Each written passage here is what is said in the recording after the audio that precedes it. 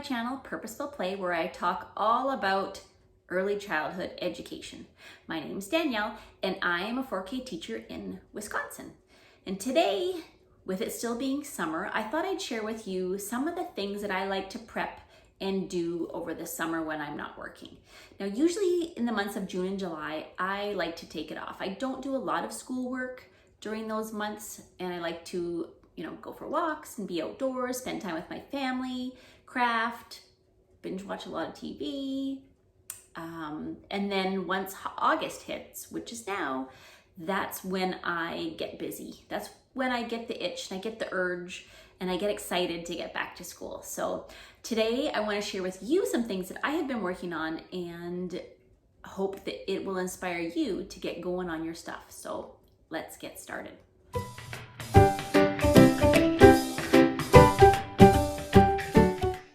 All right, the first thing I'm going to talk about is classroom setup. And of course, this is usually the thing that most people are the most excited about. I have moved to a new classroom this year, so I've got a lot of work to do. And the first thing I'm going to do is I'm going to look at some of the furniture, the bigger items that I have, take an inventory of what I have and what I still need. And then once I have that figured out, I need to look at the layout of the room. I want to figure out what centers work best where. I know that I'm probably not going to want the block center beside the library, but I might want blocks next to dramatic play. And for me, I am a very visual person, so I have to move the furniture around to see where it's going to work. Some people are able to draw out the shape of the classroom and place their furniture by drawing it, and that for me just doesn't work. But whatever works for you is what you do. So once I've got my classroom set up, the main pieces of furniture, I've got the centers set up, I need to unpack and organize my stuff. When organizing, you want to make it simple for the kids. You want to make all of the materials accessible for them, and you want to make it easy for them to clean up. One way I make it easier for them to clean up is by using labels. I label most things, and I use the labels from Pocket of Preschool. She has some great stuff on TPT, and they're editable. So she has real photos and text, and you can change them depending on what you have in your classroom. I cut them all out, I laminate them, and I stick them on the furniture. So when kids are cleaning up and I don't know where the scissors go, and you can show them scissors, look, there's the picture, scissors go right there. And then eventually you are not needing to help them at all because they know where everything goes. So labels are really important. And the next thing I think about too is how I'm going to organize my personal materials. Where am I going to put my stuff? I might need some organization bins and buckets and boxes.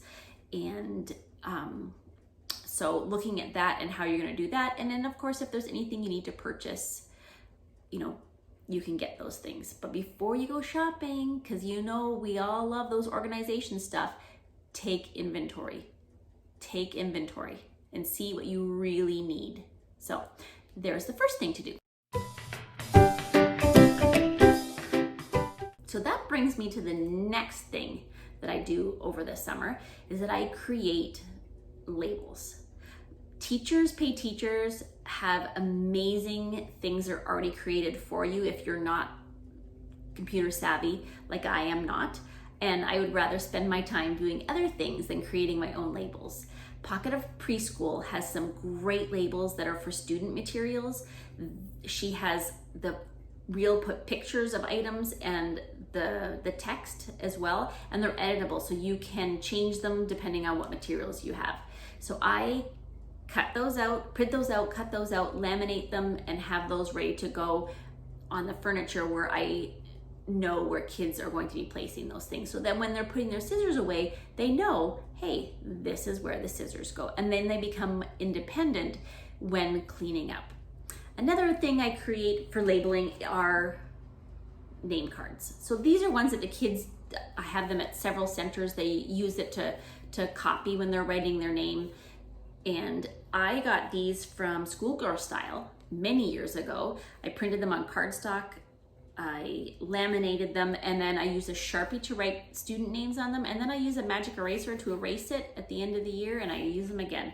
They last maybe 3 years, depending on who's chewing on them and who's bending them all up.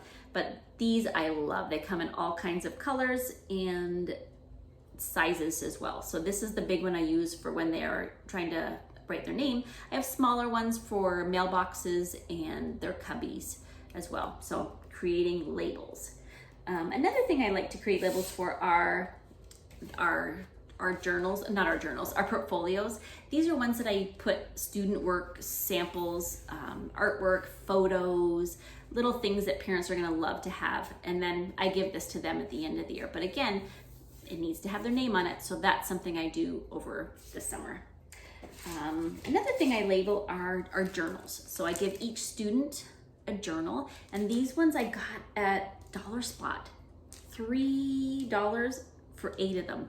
Now I cleaned out our Dollar Spot, so if you're going to the one near me, you're not gonna find any, but those need a label. So that's another thing that I like to do over this summer. Usually this is done right before school starts because that's when I get my class list. And I like to have that all ready to go. Another thing I like to get out of the way during this summer are those videos that you have to watch every year. I know it's got important information and it has to be done, so I like to just get it done and out of the way. It's those ones like the bloodborne pathogens, slip and falls, emergency procedures, those kinds of things. I think there's about, 8, 10, 12 that I have to watch every year. So that's something I like to get done and out of the way, and I know that I'm good for another year. One big thing that seems to take up a lot of the time at the beginning of the year for me is the administrative stuff, paperwork. Once I get my student list, I create a group email so that when I send emails out to families, I have that list all ready to go. I like to look up student birthdays, and then I can create a little birthday chart for our classroom that's posted. I like to create emergency contact list and keep that in our recess bag with names and phone numbers. I like to create checklists for our observations and documentation that we do with our gold assessments, and things that are coming in, like did Johnny hand in this form that needs to be handed in, or did Johnny bring back our class pet? It's not a real pet, it's a pretend pet. But those are things that need to be completed once I get my class list. Another thing I do is I type up ahead of time my welcome email to the parents and families, so that's ready to go. I usually send that out before we meet at our back to school night or meet the teacher night, just so they have a welcome and get to know me a little bit before we meet face to face. I usually also have a couple of important dates, like when the meet the teacher night is, and just some of the basic stuff about how to be a preschool parent. And then the other thing is that I prepare, actually two more things I prepare are the paperwork that parents get at that back to school night. There might be specific things that your center or your school has you handing out to parents, so that needs to be prepared and ready to go, stuffing them in folders or however you're sending things home. I have a paper that is also a kind of get to know you student form that families fill out. It just gives me a little bit of background information about the students, just so that I can get to know them a little bit better. Also, something to keep in mind is, how is this paper traveling back and forth to school? Is it in a big Ziploc bag? Is it in a folder? Is it just crammed in the backpack? Something you need to think about ahead of time. I use folders, that way papers aren't crunched all up, and it's just something that parents can look at every day when it comes home. And then the last thing I prepare is a Google slideshow for our back to school night or our meet the teacher night. It has important information about drop off, about our assessment, our curriculum. It talks about snack, and just really the important things that those families need to know at the beginning of the school year. So getting all that administrative stuff done and out of the way before kids get to school is so helpful.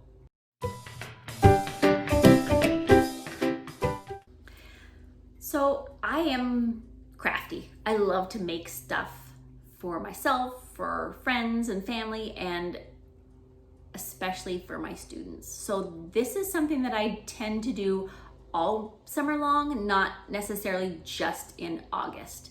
So I know here's an example. I am moving into a new classroom and I decided to make a new welcome banner that's gonna hang in front of my classroom, by my classroom door.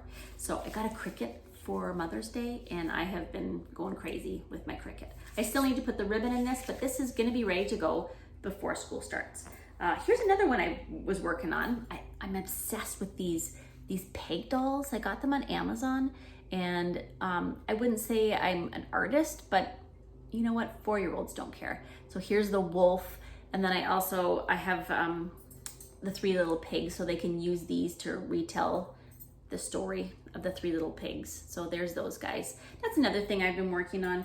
I also created with using felt and cutting out the Mr. Potato Head and all the little pieces that they can use on the felt board to just for fun. And I tend to make a lot of these fun crafty things during the summer, and Pinterest, gotta love Pinterest, and Instagram has some great people to follow, and they have some wonderful ideas and fun crafty stuff that you can make to use with your students. So also I do tend to make these throughout the year because I just love it so much.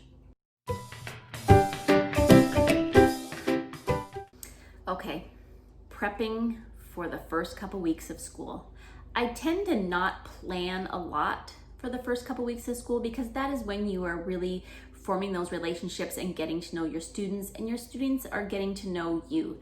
But the one thing I really spend a lot of time thinking about are routines, because those 4-year-olds, when they come to you, they don't know how to do it. They don't know what to do when they come into the school. They don't know how to hang up their backpack.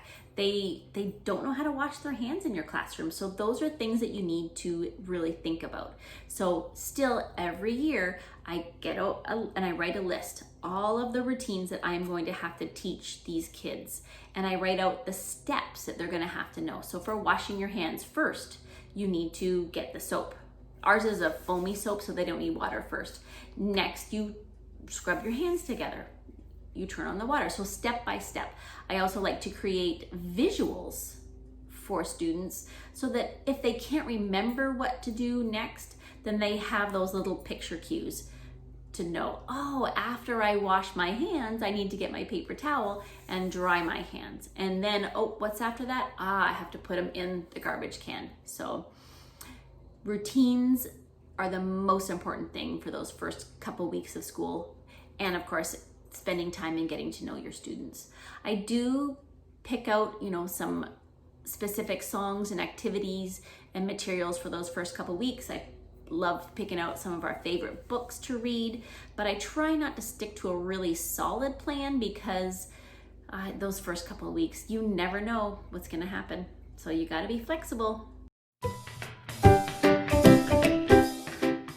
You guys, thanks for sticking around to the end.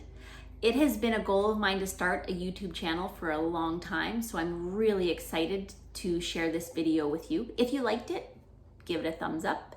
And if you want to see more, hit subscribe. It is my goal to share a video once a week, and I hope you come back again for all things early childhood education.